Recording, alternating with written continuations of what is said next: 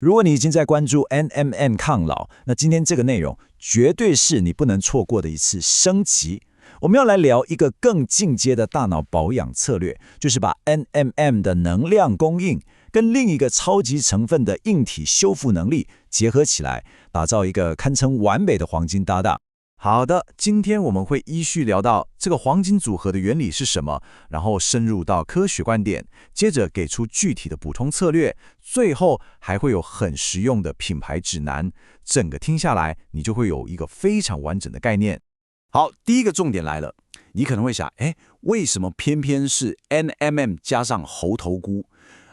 关键就在于他们两个刚好分别处理了大脑老化过程中两个完全不同却又都超级重要的问题。这里我们先来打个比方，这样会非常好懂。你就把你的大脑想象成一台最高规格的超级电脑，那要让这一台电脑跑得快又跑得稳，你需要什么？没错，就是两样东西，一个是源源不绝的电力，另一个就是完好无损的内部零件。所以说大脑老化它其实不是一个单一的问题，而是一个双重挑战。你想想，一方面是电脑的电力越来越不够，另一方面是里面的硬体，也就是那些电路板线路开始老化耗损。这两件事得用不同的方法来解决。你看，这样一来，他们两个的分工就非常清楚了。NMM 扮演的角色就像是那个发电厂，它的任务就是提升 NAD+。帮你的脑细胞充满电，解决电力不足的问题。那猴头菇呢？它更像是那个超厉害的维修工程师，他的工作是促进神经生长因子，直接去修复那些老旧的电路，进行物理上的结构修补。当然，光说不练不行嘛。我们来看看科学上是怎么说的，还有到底有什么样的证据会让很多专家都对这个组合感到这么兴奋。在深入之前，有个很重要的名词要先认识一下，叫做 NGF， 中文是神经生长因子。你可以把它简单想象成是大脑神经专用的超级肥料。神经要健康长大，要维持良好状态，都得靠它。没有它，神经就像没施肥的植物，会慢慢枯萎。那猴头菇是怎么办到的呢？秘密就在它里面的两个武器：猴头素跟猴头菌素。其中最关键的明星成分就是这个猴头菌素 A。 为什么？因为它分子很小，就像一个有万能钥匙的超级特务，能够直接穿过我们大脑的防护网，也就是血脑屏障，进到大脑里面，直接叫醒工厂，开始生产我们刚刚说的那个肥料 NGF。 而且这不是纸上谈兵，是真的有临床实验去证实的。你看很多研究都发现，不管是对一般健康的50岁以上成年人，还是说对于已经有轻度认知障碍的患者，猴头菇都显示出能够显著改善他们的认知分数，效果是看得到的。讲到猴头菇，就不能不提这位大神级的人物，世界知名的真菌学家 Paul Stamets。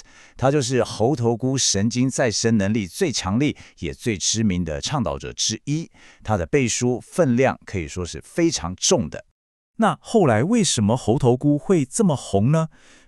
这其实也要归功于像 Joe Rogan 这些在生物骇客，也就是 biohacking 圈子里面的大咖，是他们把猴头菇从一个比较小众的科学研究，直接推向了主流大众的视野，让它变成一个很多人都知道的，用来优化大脑的热门选择。好，理论讲得差不多了，现在我们来一点实际的，到底该怎么做？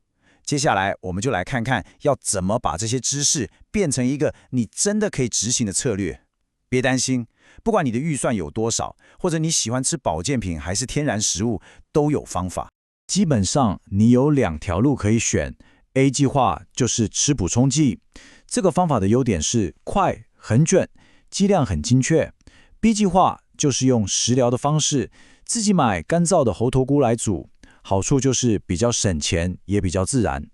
好，如果你是选择补充剂的 A 计划，那这几个重点你记一下。剂量要注意，浓缩比例越高的，吃的量就越少。然后是时间 ，NMM 最好早上吃，因为它就像帮你一天的身体开机，补充能量。猴头菇就比较弹性，可以跟着 NMN 一起吃，发挥1+1=2的效果。那如果你想自己煮，走 B 计划路线也完全不难哦。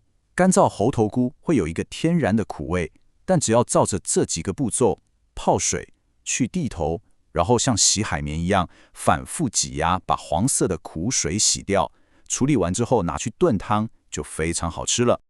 OK， 来到最后一部分，也是非常重要的一环，安全问题，还有市面上牌子这么多，到底该怎么选？